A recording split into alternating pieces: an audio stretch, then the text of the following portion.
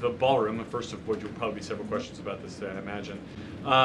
Is it a big story? It seems that way. The president's cost estimate has changed several times. I think it's up to $300 million now.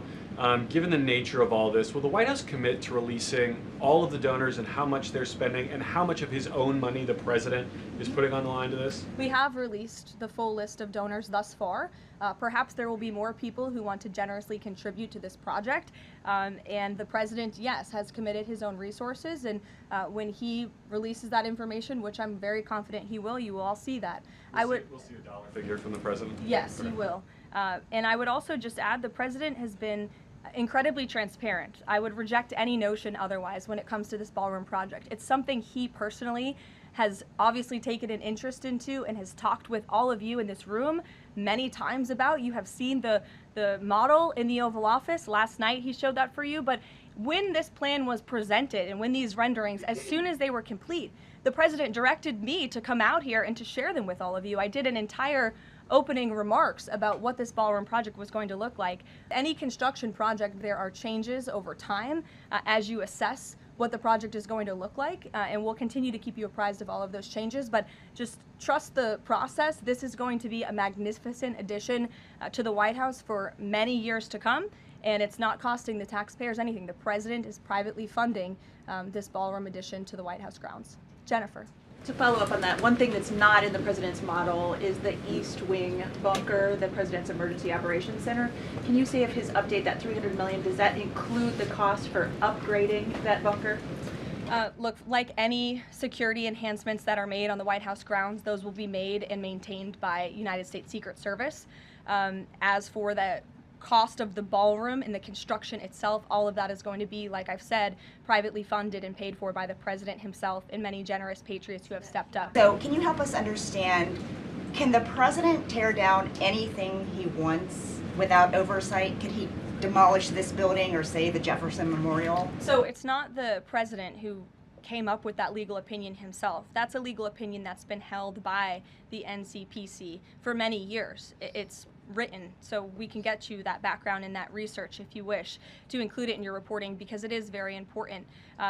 They have ruled consistently, their general counsel has said, when it comes to phase one of this project, the tearing down of the current East Wing structure, a submission is not required legally for that. Only for vertical construction will a submission be required, and that's a legal opinion from them, and we are following that legal opinion. And again, I would just add, can any president do such a thing to the White House grounds?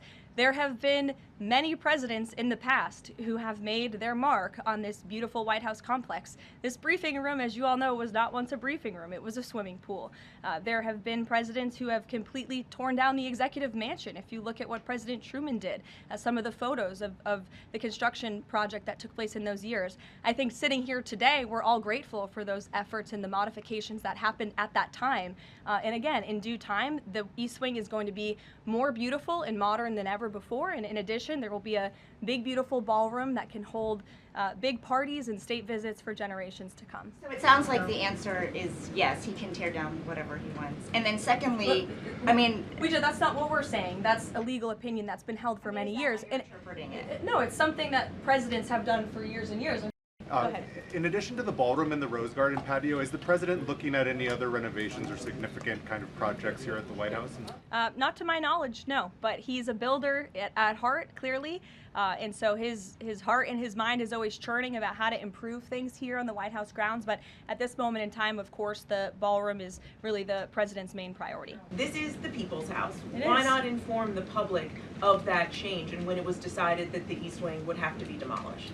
Look, again, with any construction project, changes come, and we have informed all of you. We've been keeping you apprised of this project. We've shown you the renderings, and if you look at the renderings, it's very clear the East Wing was going to be modernized. Instead, in fact, I said that in the briefing when we initially introduced this plan to all of you and to the public.